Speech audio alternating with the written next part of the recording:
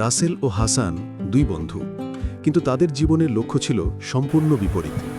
হাসান বিশাল স্বপ্ন দেখত, সে কোটি কোটি টাকার মালিক হবে, দামি গাড়ি আর বিলাসবহুল জীবনের স্বপ্ন দেখত। কিন্তু তার এই স্বপ্নগুলো ছিল কেবল ফলাফল কেন্দ্রিক, প্রচেষ্টা কেন্দ্রিক নয়। এই জন্য তার বর্তমান দিনগুলো বিষাদে ভরে থাকত।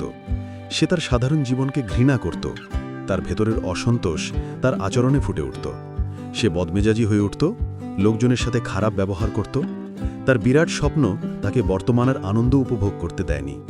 সে স্বপ্ন দেখছিল, কিন্তু সেই স্বপ্ন পূরণের জন্য সঠিক প্রচেষ্টা ও পরিশ্রম করত না। অন্যদিকে রাসেল ছিল সম্পূর্ণ আলাদা। তার বিরাট কোনো স্বপ্ন ছিল না। সে একটি ছোট চাকরি করত, যা দিয়ে হালালভাবে তার জীবন চলত। সে তার প্রতিটি ছোট অর্জনের জন্য আল্লাহর শুকরিয়া ও কৃতজ্ঞতা আদায় করত। তার কাছে প্রতিটি দিনই ছিল একটি উপহার। রাসেল তার সাইকেল নিয়ে নির্মল বাতাসে ঘুরে বেড়াত এবং প্রাকৃতিক সৌন্দর্য উপভোগ করত। তার কোটি টাকা ছিল না, কিন্তু মানসিকভাবে শান্তিতে ছিল। এক সন্ধ্যায় হাসান মন খারাপ করে যখন একটা পার্কে বসেছিল, তখন রাসেল হাসি মুখে তার পাশে এসে বসল। হাসান দীর্ঘশ্বাস ফেলে বলল, রাসেল, তুই বুঝবি না কী লাভ এই ছোট জীবন নিয়ে। আমি বিরাট স্বপ্ন দেখি, কিন্তু জানি সেগুলো সফল হবে না। আর তোর তো কোনো স্বপ্নই নেই, তবু এত খুশি কি করে থাকিস?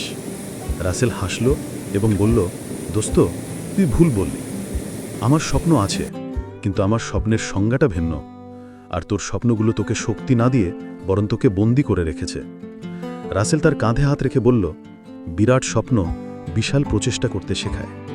ধর, তুই কোটিপতি হতে চাস, হয়তো তুই শেষ পর্যন্ত কোটিপতি হতে পারবি না, কিন্তু সেই স্বপ্নের পিছনে দৌড়াতে গিয়ে তুই বর্তমান সময়গুলোকে হারিয়ে ফেলবি, বর্তমান জীবনের আনন্দগুলো উপভোগ করতে পারবি না।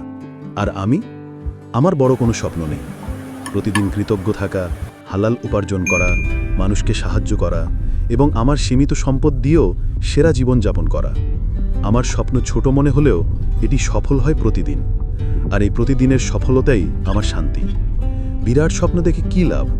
যে স্বপ্ন আপনাকে কেবল অসন্তুষ্টি দেয়, সেটি স্বপ্ন নয়, মানসিক যন্ত্রণা।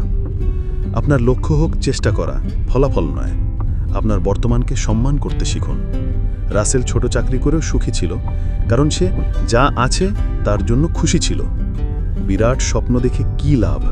যেই স্বপ্ন আপনার বর্তমান আনন্দ, মনুষ্যবোধ ও কৃতজ্ঞতাবোধকে কেড়ে নেয়, তার চেয়ে ছোট ছোট স্বপ্ন নিয়ে সুখী হওয়া অনেক ভালো। ছোট স্বপ্ন দেখুন এবং জীবনের স্বপ্ন পূরণের আনন্দগুলো উপভোগ করুন। গল্পটি কেমন লাগলো অবশ্যই কমেন্ট করে জানাবেন। গল্পটি ভালো লাগলে বন্ধুদের সাথে শেয়ার করে দিন। ধন্যবাদ।